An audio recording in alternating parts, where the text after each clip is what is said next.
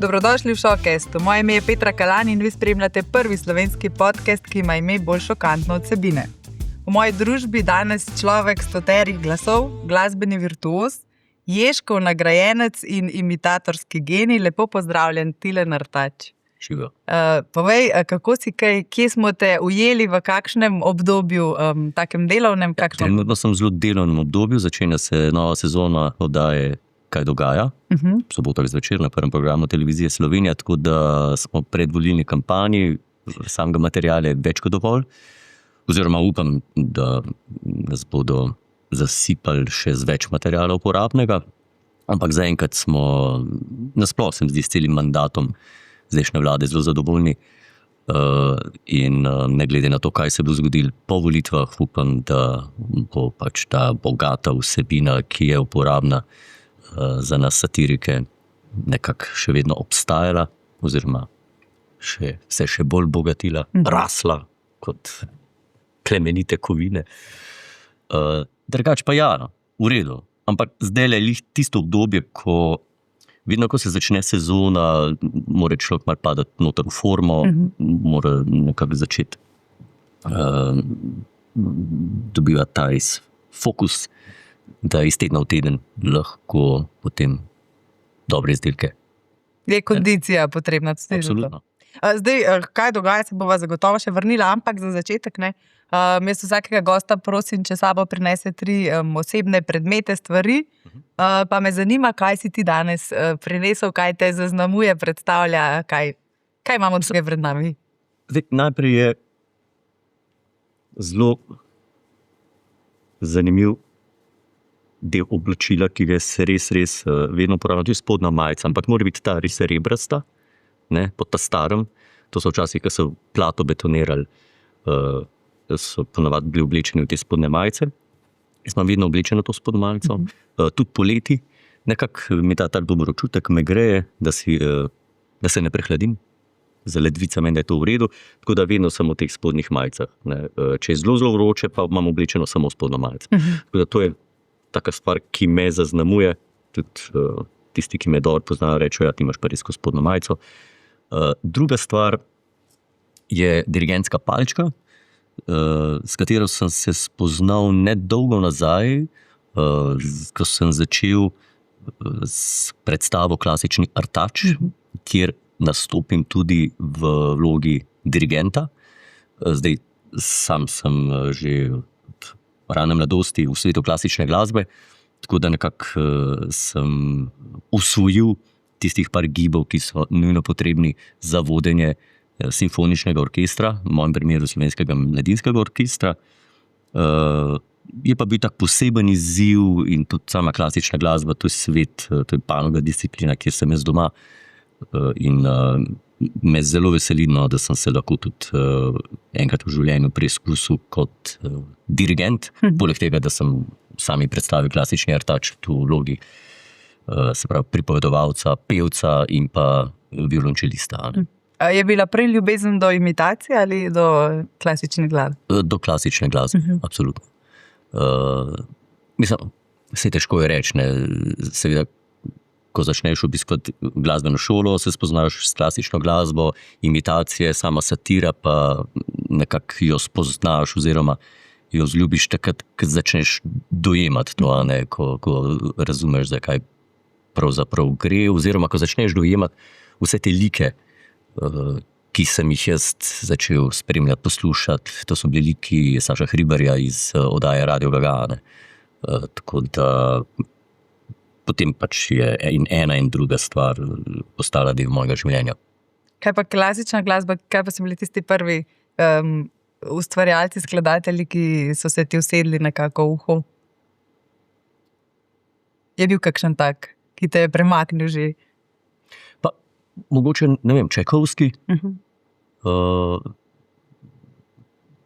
Mozart na samem začetku, Mozart, Čajkovski, zelo je vplival na to, katere CD-je sem dobil za darilo. Tako da to sem Sounds. Ampak težko je reči, kateri so tisti skladatelji, ki so najbolj vplivali na mene.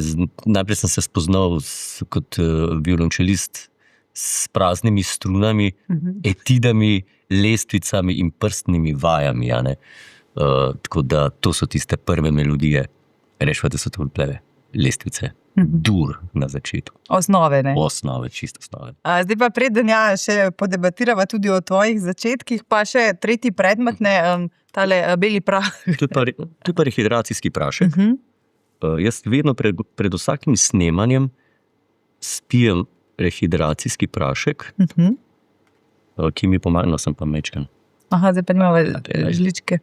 No, svet. Škoda se dela, ne? In ti pomaga? Ja, zelo. In ne bom pozabil, enkrat sem se zadebatiral glede teh rehidracijskih praškov z bivšim predsednikom gospodom Pahorjem. In on je rekel, da ljudje narobe imajo narobne informacije glede tega, ker vsi mislijo, da če hočeš imeti energijo ali pa dobro koncentracijo, če recimo ne snemaš ali karkoli, ali pa pred nastopom recimo vedno vzamem rehidracijski prašek, da vsi mislijo, da rabiš cukor. Ampak rabiš sol. Zanimivo, jaz sem tudi mislila, da po neki vadbi, potem, da rabiš rehidracijski prašek. Ne, pred. Zato, ker dobiš sol, ker dobiš elektrolite in nekako se mi zdi, da ima telo več moči, boljšo koncentracijo imam zaradi rehidracijskega praška in vedno pred snemanjem spijem rehidracijski prašek, pred nastopom mi da to neko moč. Ne? Ker zanimivo je, človek si ne bi mislil, ko nastopaš, da je tu pred kamero na odru, tudi ogromno se potiš. Tako da potem to nadomestim še preden pride do izgube. Če pa slučajno pozabiš, je potem kaj slabši performance nastop? Krasno. Jaz ne pozabim. Ne, nikoli. Zato sem pa prinesel. Ga vedno na tak način konzumiraš? Ne, takole ne. To samo zdaj zato, da ne bi reklame naredil. Mislim, artiklu samemu. Ne? In sem dal raj sem, da ne bo kdo rekel, da delam reklame. Farmacija. Komorkoli, ne? Ja. Zdaj Tilen omeni določenim močnim... Ja, imitacija Herte je bila kar ena takih. Sem si zadnjič ogledala, je en tak lik slovenski, ne, tudi za takele pripomočke. Kdaj potem kontaktirajo te liki, ki jih upodabljaš, imitiraš? Največkrat se zgodi v svetu politike, da me kontaktirajo tisti, ki jih ne imitiram. Aha, da so malo užaljeni. Mislim, zaskrbljeni bolj. Zaskrbljeni so, zakaj jih ne imitiramo, kaj z njimi narobe. A z njimi kaj narobe? A so premalo aktualni, premalo karakterja vse. In ponavadi je tako, ne opazimo jih. Ne vem, tudi sam, če imitiram lik, mi mora biti ta lik zanimiv. Mi mora biti simpatičen. Bistveno lažje lik imitiram, če mi je simpatičen, če se vidim noter, če najdem tudi neki njegovega karakterja vsepa. Tako da največkrat je ta zaskrbljenost politikov, zakaj mene ne imitirate, kako sem zdaj izmenil. Sploh verjetno zdaj v predvolilnem času je kakšen klic že bil? Ne, ampak načeloma te politike, ki so res v spredju, se trudimo, da imamo vse v repertoarju. Tudi tiste, recimo, ki jih jaz najprej nisem začutil. Recimo, zanimiva zgodba je bila z imitacijo ministra Mesca. Njega nekako nisem začutil, nisem vedel, kako bi se sploh lotil te imitacije, ampak so mi v redakciji rekli, da ga nujno potrebujemo. In so nekako ga dali v oddajo. In ponedeljek so mi rekli, v petek, ko snemamo, bo Mesec noter na mali terasi. Zdaj pa naštudiraj ga, kakor veš in znaš. Sem v redu. In ga nisem naštudiral. Četrtek sem me vprašala, Mesec je? Sem rekel, je. Si malo zlagal? Ja, mislim, kaj pa če mu reč, ne ndiga, spremenite scenarij. In potem v petek sem bil že v maski, oblečen v Mesca, v maski sem bil in še vedno nisem vedel, kako ga ne naštudiram. To je bilo 10 minut do snemanja. In nekako se je poklopil, Igor je prišel v masko, sem rekel, Igor, da jaz imam en problem. Sem rekel, Mesca nimam, naštudiram ga. In v tiste on reče, pa se, kako, na kva se už sploh naslonil pri njem, ki nima nič, in tiste meni kapne, ja, nima nič, točno nima nič, na nič. In sem se na nič naslonil in sem se postavil pred mikrofon in potem sem pa še v monitorju se zagledal in dejansko sem malo podoben. In sem rekel, ok, in je nekako samo ratalo. In je to ena od teh imitacij, v kateri zelo uživam. Ne. Ja, zanimivo, ker človek si predstavlja, da ta vaja, da se vživiš v nekoga, zelo traja tedne, mesece, da analiziraš psihološke profile. V bistvu je pa kdaj samo klik. 95% je samo klik. Nikoli se mi ni zgodilo, da bi jaz pred ogledalom stal pa študiral neko imitacijo, daleč od tem. Ne, gre za nek klik, gre za stavek, ki ga ponavljam, probam ga nekako začutiti in potem se samo razvije. Tudi zelo zanimiv pojav je, da ne rabim zelo veliko spremljati v medijih tega človeka, ki ga želim imitirati. In potem se sčasoma zgodi, da jaz sam začnem uporabljati neke besede, stavke in potem opazim šele potem, da jih on tudi uporablja. To se mi je že zgodilo in sem rekel, on mene imitira, ne jaz njega. Ne? Imitira svojo imitacijo. Tako. Wow. Ker Jasna Kuljaj enkrat tukaj razlagala, pa da Helena Blagne je pa njo kanalizirala in da se zdi, da sta na neki višji ravni povezani. Jo, absolutno. Si ti z vsemi temi, ne vem, 100 liki, jih nekje začutiš? Seveda, moraš biti majčkeno, s tem rečem, malo odprt, povezan z vesoljem, da dobiš te neke informacije glede tega karakterja in absolutno si povezan s temi ljudmi, z njihovim karakterjem, z njihovim razmišljanjem predvsem. Ne? Tako da ja, si. Kako pa je potem to, ne vem, odklopiti, preklopiti? Kako je biti v tvoji glavi? Si potem, ko se kamere ugasnejo, v trenutku lahko pač tilen? A se kdaj te glasovi pojavijo in razmišljaš kot, ne vem, Luka Mesec? Se vključujem, večkrat bom presekal, se pozna? Ja. Dobro. Ne vem, kako bi bilo brez. Kako je s tem? Ti kdaj v podzavest, ne vem, v sanjah prodirajo te liki? Imaš kakšne posebne tehnike, da jih odklopiš, priklopiš? Ne, nimam s tem težav. Ne. Ko se kamera ugasne, ko konc nastopa, pač nisem en od tistih ljudi, ki bi rekel, da ne moram ven iz tega lika, daleč od tega. Te ne zaznamujejo tako močno, da bi ti v zasebnem življenju... Pa si tudi iz tedna v teden toliko enih novih imitacij delamo, toliko enih likov je, da se težko bi samo v enem liku vstal, ne, greš na ziher, pa greš ven, ne, in je to, nikakor ne. Pač, mislim, zdaj tako je, pri imitaciji, pri samem zvoku, to moj posluh, recimo kot glasbenik, mi to zelo pomaga. In jaz vedno pravim, da vprašanje, če bi lahko tako dobro imitiral, če ne bi bil akademski glasbenik, se pravi, če ne bi študiral glasbo, oziroma se z glasbo ukvarjal že praktično skoro celo življenje. Ne? In mi ta posluh zelo, zelo pomaga. In imaš določene tehnike, oziroma gledaš, kam recimo v svojo ustno votlino postaviti ta glas, kako, kam ga nekako pozicionirati. Ne? In je recimo tisti prvi korak, ko rečeš, on govori bolj skozi nos in točno veš, kva narediti. Potem pa je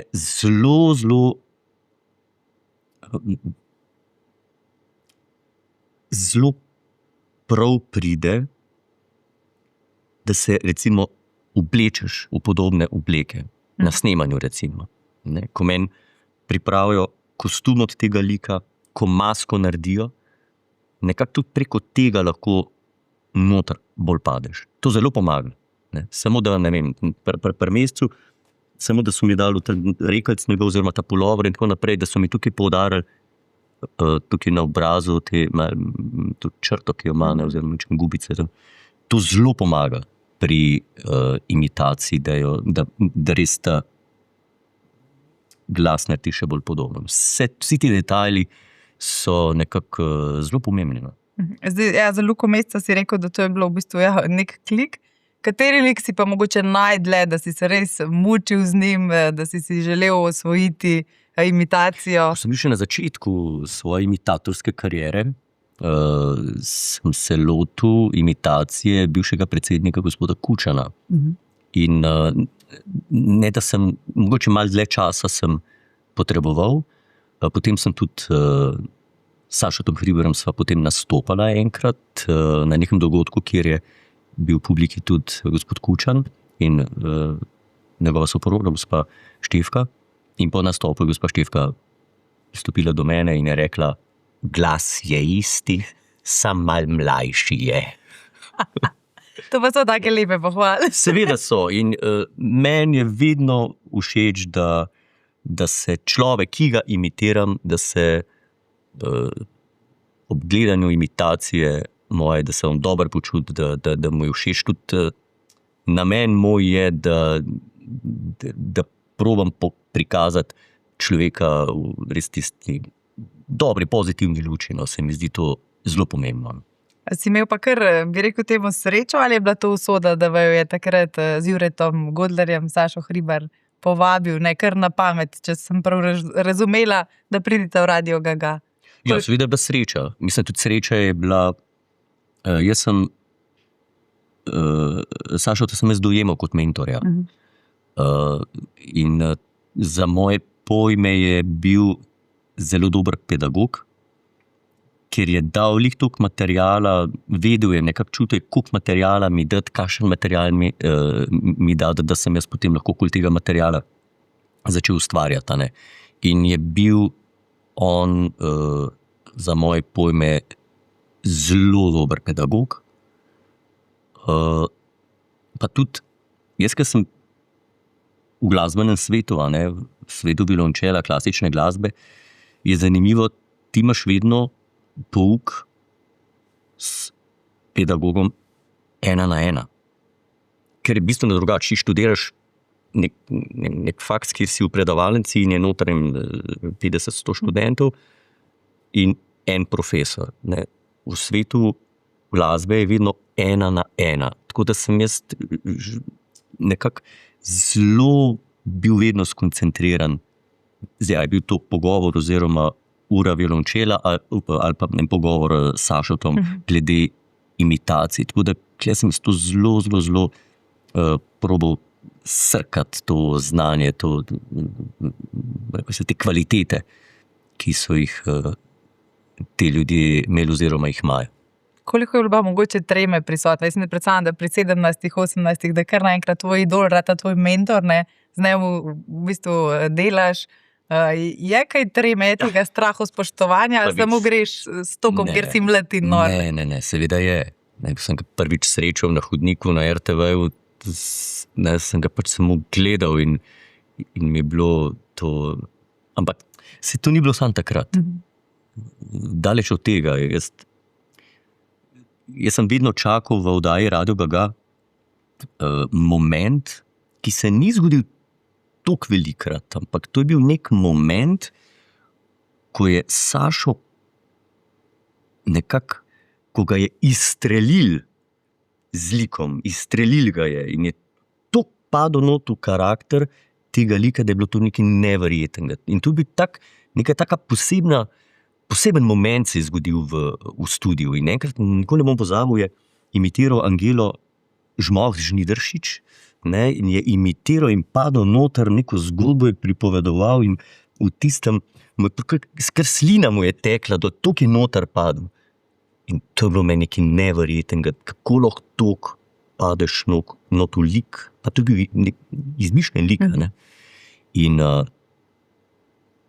mislim, to je ta sreča, da pri rosnih 17 letih, ne, da si za mizo s človekom, ki ima to sposobnost, ki ima to kvaliteto, ne, in je to biti zraven tega to je ta res sreča.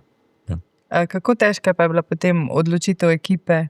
A nadaljujete, ne, je bilo sploh kaj pogovarjanja, ste vedeli, da hočete to dediščino Sašotovo nadaljevati? Ja, seveda. Jaz sem tudi spodobi se jim pravično, ja, ne. Sama oddaja Radio Gaga je oddaja, ki je v etru na Radiu Slovenija na prvem programu, mislim, da 35-36 let. Ne. In se mi zdi prav, da se pelje naprej to oddajo, da se nekako naprej drži to tradicijo, ne, da se pelje naprej to tudi do samih poslušalk in poslušalcev, je treba biti fair, ker so že nekateri toliko časa ti zvesti poslušalci, da je treba biti fair do njih in se truditi in peljati to zgodbo naprej. Ne. Seveda koncept smo nekoliko spremenili, smo ga prilagodili našim sposobnostim. Ne. Manjka verjetno glavni dirigent. Ti ne moreš nadomestiti voditelja te oddaje, da bi jaz postal ta voditelj. Ni smiselno, ker je bilo tisto dobro, da ne more biti, tak koncept ne more več funkcionirati, a ne, brez tega voditelja, ki ima tako energijo. Tako da smo potem prilagodili sam koncept, razmislili smo, malo smo si časa vzeli in zdaj v bistvu nimamo voditelja, ampak sami liki vodijo oddajo. In se mi zdi, da smo to kar dobro zasnovali. No. Tudi tisti zvesti poslušalci oddaje mi je všeč, mi se trudimo, okrepili smo tudi ekipo. Igor Bračič zraven sodeluje, smo ga povabili k sodelovanju, tako da točno to tudi rabimo, ne. Dobro smo se ujeli in jaz sem vesel, da je zadeva zalaufala tako, kot smo si želeli.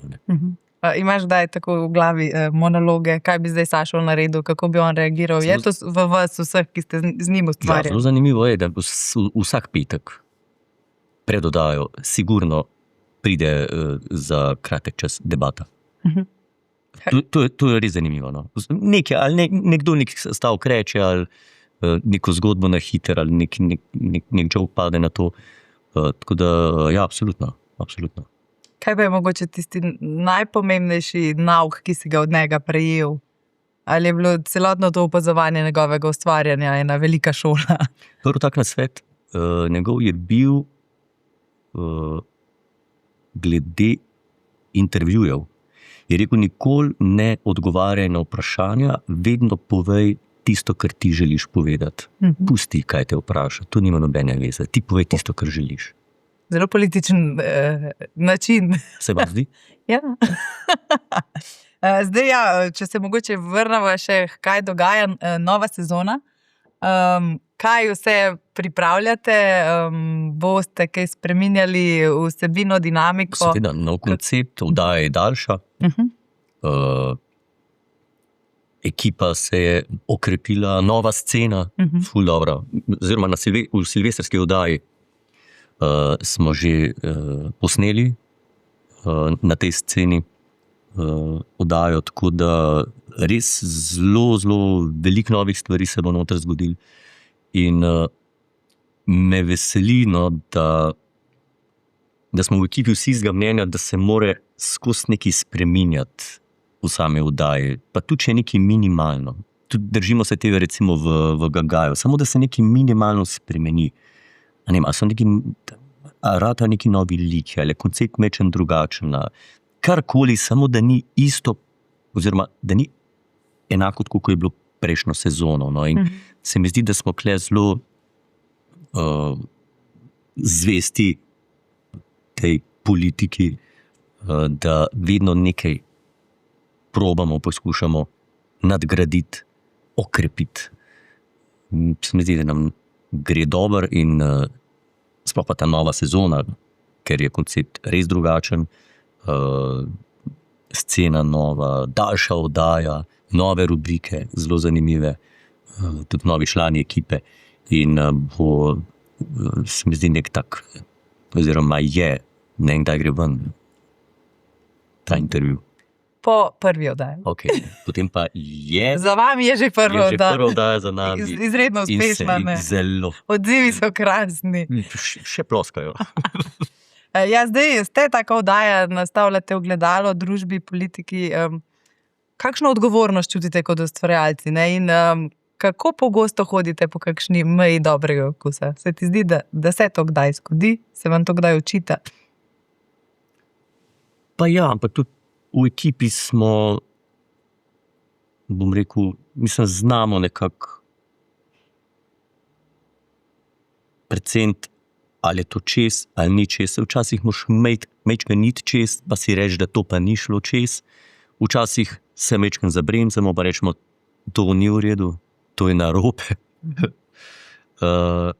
Ne bi pa rekel, mislim, nekako probamo, oziroma tudi jaz mislim, da ko greš enkrat čez, kam bo šel pa pol, bistveno boljše je po robu hoditi, pa nakazovati, da mogoče bi šel čez, pa nisi šel čez, se mi zdi to boljš, kot pa da greš enkrat čez. Ko si čez, si čez in naprej potem ne moreš več iti, zelo težko je. Ne? Zelo hitro potem lahko publika reče, ok, zdaj pa že malo, da se pa pretirava to, ampak je pa stiska, ne? Ker problem današnje politike je, da so oni že čez. To mi večkrat tukaj gostje rečejo, da so že sami po sebi kdaj satirani. Ja, in je to večkrat zoprno, kam zdaj iti. Če bomo mi to naredili, to, kar kdaj politika naredi, bojo ljudje rekli, kle ste pa malo pretiravali. Nam zanimivo rečejo, zelo hitro, kle pa malo pretiravate. Tako da tukaj predvsem imam jaz v glavi vedno, da po vsej verjetnosti se sama satira mislim, da se ne dotakne več političnega sveta oziroma ljudi, ki so v politiki, se jih ne dotakne toliko, kot se jih je dotaknila, se mi zdi, včasih. Ali pa imela nek vpliv, vsaj na podzavest, recimo, ali pa ne vem, da je človek politik pogledal nek skeč in je rekel, ja, se mogoče, tukaj sem pa šel res predelač, to pa res ni bilo v redu.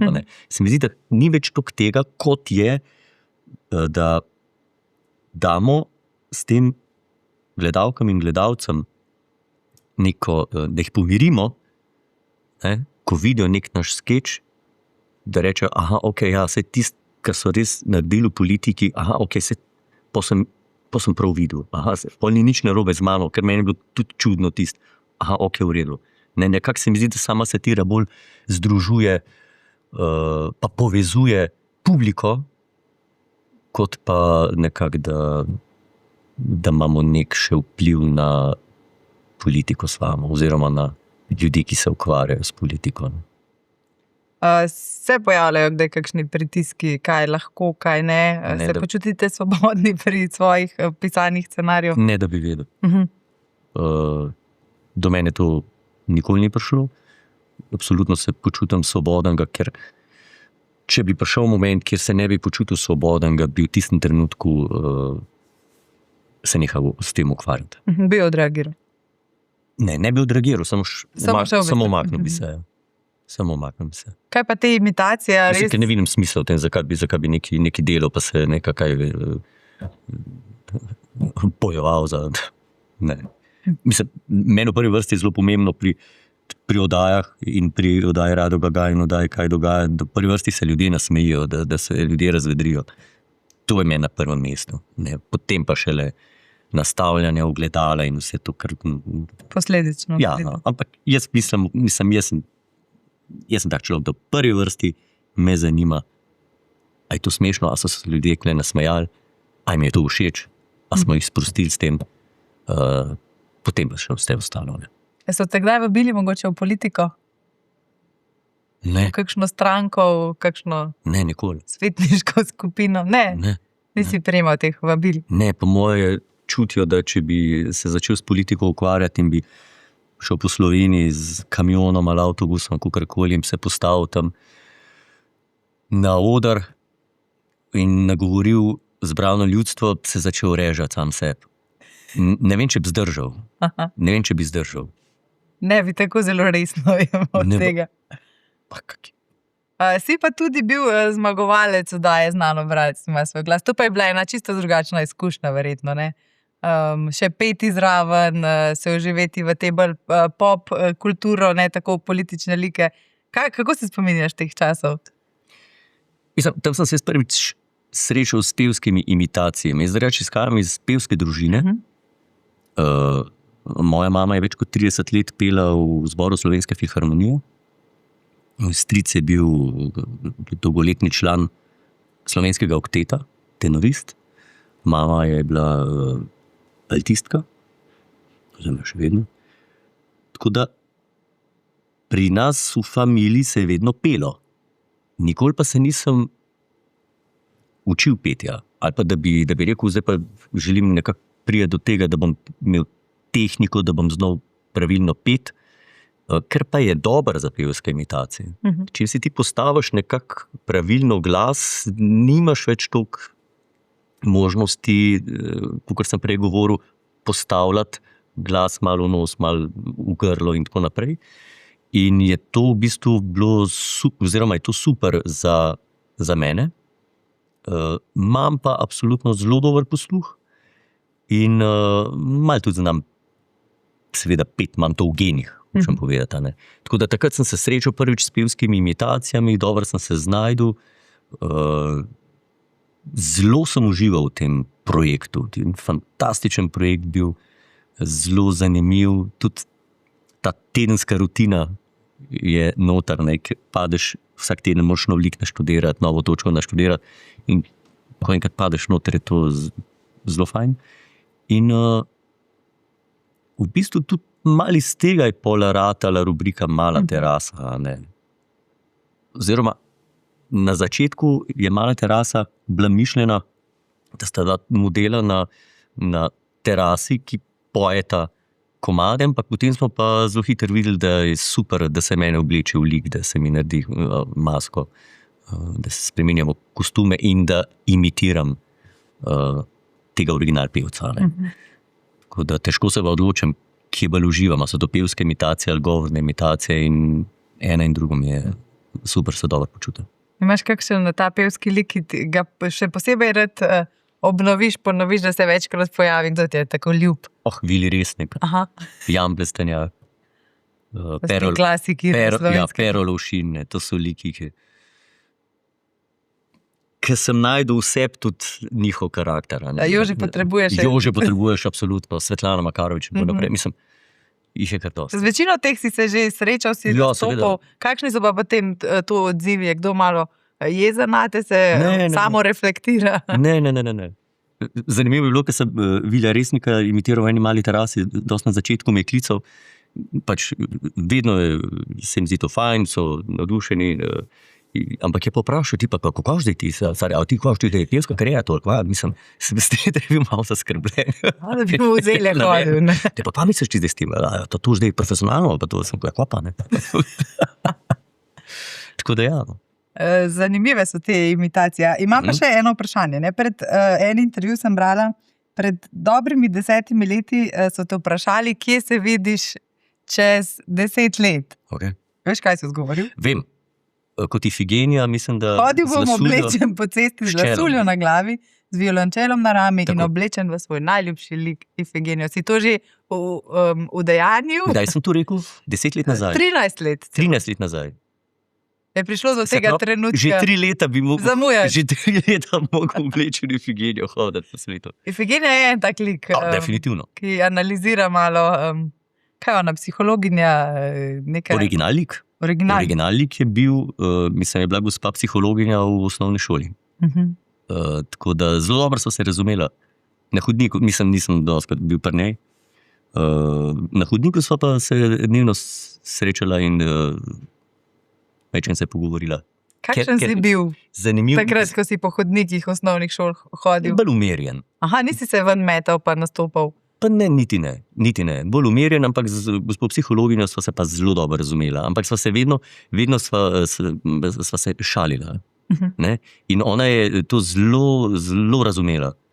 Potem sem že čez nekaj let, ko sem že imitiral v oddaji Hribar takrat, sem jo potem srečal. Se je prepoznala? Ja, seveda so rekli, da je ponosna, da je celo malo važna rata. Res? Kar jo imitiram, no, ampak sem jo srečal potem tudi in so se razveselila drugega, ko že dolgo se nismo videli, ne. Je rekla, jaz te vidim vsak teden, ne, da si bil že od nekdaj zelo nadarjen. Kdo pa je v družini vaši bil tak bolj zabavljač? Rekel si, imaš to glasbeno podlago. Kdo pa je bil za animacijo in zabavo ob teh vaših družinskih srečanjih? Si to podedoval, je ki v DNK zapisal? Ja, se mi zdi, da po mojemu staremu očetu, po mamini strani, se pravi od mame oče, je bil, imel zelo dober smisel za humor. In je bilo to zelo zanimivo, ker vedno, ko sem šel na obisk, ampak to je bilo tudi spet za kratek čas, ne. Par besed smo vas pregovorila, kakšna šala, smo se nasmejali, to je to. Je imel to vse, ja, zelo tako originalen, fin smisel za humor. Kako pa mogoče je tvoja družina, tvoji bližnji spremljajo to tvojo kariero? So pričakovali, da boš šel v to vlogo 100 obrazov? Mama zmer prav, tile ljuba duša bo od pamet. Naj ti službo, kako? Ne, mislim... A bo pameten v... Spremljajo. Ja, ne, pač bo pameten. Jaz pravim, bo pameten, vsaj ti bo. Kolikokrat pa tako v teh ožjih krogih pričakujejo, da boš zabaven? Ne, da boš... nikoli. Nikoli ne pričakujejo? Ne. Pri družinskih srečanjih, prijateljskih druženjih? Ne. Je pa vedno veselo pri nas doma. Tako da je humor tisti, ki nekako je prisoten. Drugače pa nikakor, da bo ne zdaj pričakovali. Se tudi prijatelji, s katerimi se družim, ne pričakuje, zakaj. Največkrat verjetno neki naključni neznanci. Pa seveda, ampak ne moreš jim pa zameriti. Če te gledajo na televiziji, pa jim je všeč to, kar delaš, in ne moreš zameriti, da potem, ko te zagledajo, imajo ta občutek, da te poznajo, ne, da si z njimi friend, ker te vidijo vsak teden na televiziji oziroma te poslušajo na radiju. Ne, in je to razumljivo. Ne. Ampak ja, je pa potem neko zadovoljstvo, ali pa ne, če prije stara gospa, starejša gospa pa reče, da zelo rada posluša, da je dan polepšamo, the best, super. Ni pa tako, da bi na to, banki, na upravni enoti moral imitirati, da te kdo pocuka, ko se čaka v vrsti, da malo poanimiraš. Ne. Ne, se nikoli ne zgodi. V Hoferju na blagajni. Je zgodba, ker sem se šel, takrat, ko je bila korona, sem se šel cepati. Na gospodarsko razstavišče smo šli, ne.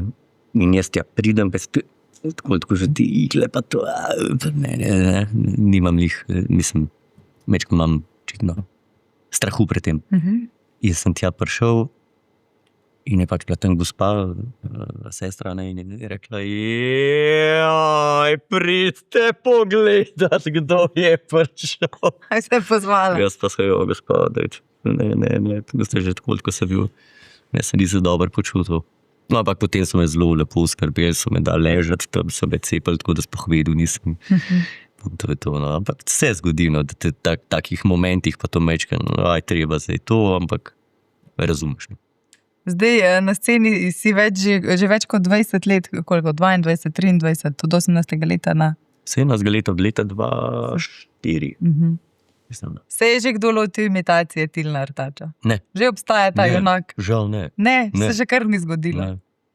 Si sploh upajo lotiti vs imitatorjev, se to kdaj zgodi, da se imitira imitatorja? Ja, valjda. Ampak, da bi me pa kdo... Mogoče Godler daj ene parkrat, da je mečka nakazal, ampak da reč, da bi me pa kdo imitiral, pa ne. Upam, da se bo to zgodilo. Se mogoče kdo zateče po kakšen nasvet k tebi, tako kot se ti Sašo Hribarju, mlajša generacije prihajajo? Z ostalimi imitatorji, ki delamo skupaj, velikrat debatiramo o imitacijah, o novih likih, jih probamo delati. Niso zdaj to na sveti, ampak je to na glas razmišljanje, ne, kako vsak vidi lik, na kakšen način ga sliši, tako da veliko debatiramo o tem. Ja. Kako je pa kaj z ženskimi imitacijami, ženske vseeno manj v tem vašem svetu, ne? Ja, mislim, en od teh likov, ki je bil, oziroma je zelo popularen, je bil moj lik Svetlana Makarovič, ne. Seveda je težja, ne, zato ker ne morem imitirati ženskega glasu tako naravno kot nižje, ne, moške glasove. Želim si čim več imitatork, recimo Alenka se mi zdi, da ima tukaj tudi zelo velik talent in me to zelo veseli. Mi, ki smo začeli imitirati pred temi mnogimi leti, sem jaz bil prepričan, pa je dobro, tukaj smo prišli zdaj spet neki novi mladi imitatorji, se teh imitatorjev se pa sprot nabira, ne? Ampak jih ni. Kakšni pridejo, mogoče kaj probajo, dostikrat imitirajo imitacije, s tem se nimamo kaj pomagati, tudi to povemo, ampak ni pa zdaj toliko imitatorjev, oziroma ne rata toliko imitacij, da bi rekel, wow, to je pa dobra imitacija. Ne? Še vedno je recimo imitacija, ki jo naredi Đure Mastnak. Ok, to je pa imitacija, ki jo je naredil Đure Mastnak, to je pa imitacija, ki lahko rečeš, to je pa v nulo narejen. On ima to sposobnost, da naredi res lik, tako kaj treba, ne? Da rečeš, pa, to je pa nekaj neverjetnega. Rekel si, da slišite, ko imitirajo imitacije, to prepoznaš? Ja, seveda. Aha, da Ja, to zaznaš, da je imitirana imitacija, zanimivo. Ja. Zdaj me zanima, lahko izdaš kakšen novi lik, ki prihaja? Kaj si kaj novega naštudiral, boš spet do petka čakal? Ne, do volitev nekako Stari hiti. čakamo, ne, smo pripravljeni, štartna pozicija, in ko se bo zgodilo vse, ko bomo vedeli, kaj in kako, kdo je zdaj v koaliciji, kdo je v opoziciji, se pa potem usedemo. Razmišljamo pa predvsem, kaj boljš za nas. Ne, na nek način v svetu satire, mogoče tudi to moj zadnji mandat zdaj. Ne? In razmišljamo pa, kaj bi bilo bolj za nas zdaj, kje like imam, kje bi bilo zelo fajn, da ostanejo, kje novi lahko noter pridejo, tako da se s tem ukvarjamo, kaj je za nas boljše, kdo boljš, da prevzame oblast. Ne? Tako da tukaj se malo sprašujemo, ker mandat v satiri pri nas je tudi 4-5 let. Ne? In to ni malo časa in je to za nas zelo odločilno. Je pa res, da vsaka vlada dela za vas, ne? Ja, zaenkrat ja. Jaz vedno pravim, ne obdržijo ti svetovalce, ki jih imajo, ki delajo za nas zelo dobro. Bistveno boljš, kot za njih. Si ti rekel, da ob koncu leta neseš eno buteljko v parlament? Na vlado. Na vlado, da se zahvališ? Tako za dobro sodelovanje tudi v naslednjem letu. Absolutno. Mi smo zelo zadovoljni zaenkrat z njihovim delom. Ampak smo pa tista, jaz sem ta peščica, elita, ki ima res koristi od nepravilnosti v politiki. Smo res ta elita. No, zaželim, da tako tudi ostane, ali za dobro vseh, da naj ne. Ja. Ob koncu bi te pa mogoče pozvala, Deževalec Blaž je tudi v tvojem repertoarju, če bi zdaj sedel tukaj in bi ga vprašala, kako se bodo razpletle tele volitve, si upaš napovedati, lahko vržeš 5 kart? Kako se bo razpletalo vse? Dalje! Super. Sej nema veze, kako se bo razpletalo. Za vas bo dobro, ne? Delati bomo mogli, materijala bo veliko in to je to. Mi gremo naprej. Kako pravi naš gospod premier. Gremo naprej, brez drugega. Super. Tile, najlepša hvala, da si si vzel čas za vse tvoje zgodbe, razmišljanja in naj vam dela ne zmanjka. Ne? Hvala lepa za povabilo, enako veliko sreče in ustvarjalne energije tudi vam. Hvala. To je bil Showcast, hvala, da ste bili z nami.